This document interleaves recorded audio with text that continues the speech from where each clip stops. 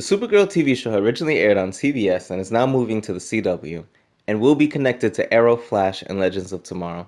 I'm sure many of you did not watch season 1 of Supergirl, and let's face it, it's probably because you watched the first few episodes and said, nah, this isn't for me. And I don't blame you, the show did start off rocky, but it does have some cool things to it, including a nod to the old TV Superman. No, not that one, but him. Well, now for why you clicked the video. I'll catch you up on Supergirl so you can watch season 2 with all its great Flash and Arrow crossovers. Kara Zor-El, cousin of Kal-El, aka Superman, aka Clark Kent, aka Mr. Not Really in the Show. Anyway, Kara, just like her cousin, was sent off with dying Krypton. She was only 13 years old and was going to protect her baby cousin. Unfortunately for her, she got stuck in the Phantom Zone, where she was preserved and didn't age for 24 years until a version of Brainiac that stowed away on her ship freed her. Fort Ross, the Kryptonian prison that was also in the Phantom Zone, was released and made it to Earth with her.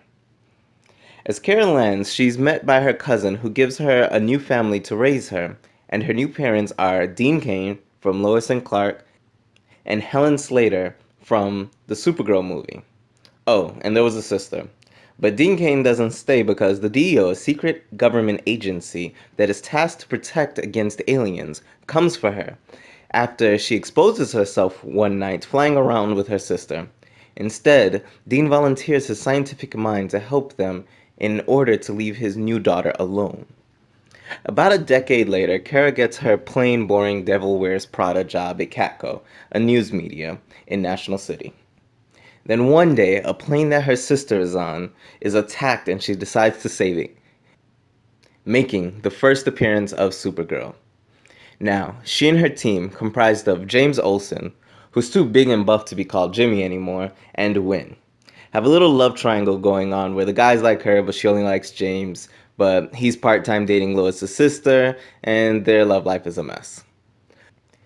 But in the end, Win, who liked Kara before she became Supergirl, is lonely and only got to date one of the crazy villains. Because yes, the show has female villains for those of you who like to see women bad guys.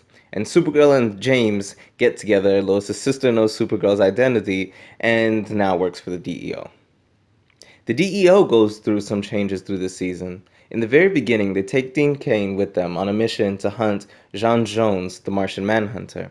But the guy leading the team, Hank, is killed after trying to kill Martian Manhunter, and Dean Cain is thought to be killed saving J'onn. J'onn has spent this whole time pretending to be Hank Henshaw, the man who tried to kill him, leading the DEO to protect his new planet and the daughters of the man who supposedly gave his life to protect him. Alex Danvers, the Earth sister to Supergirl, is recruited by the DEO, and she is somehow, with no explanation, a master of all sciences, although she was recruited for her knowledge in biology. The events of the show are now the bad guys that escape from Fort Ross need to be stopped by Supergirl, so it's a monster of the week type of show for the first half. Then a main plot for the bad guys emerges. Kara's mother was a twin, and her sister, Kara's aunt, was locked on Fort Ross for being an eco-terrorist along with her husband.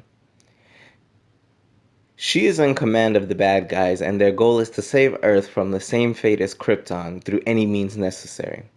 Unfortunately, Astra is killed by Alex, although Astra was converting to her beloved niece's good side, and the evil husband takes command and is defeated in the end. So now the season ends. J'onn was outed as an alien, Dean Cain is thought to be captive by a more secret branch of the government, and all of a sudden another ship similar to Kara's just landed.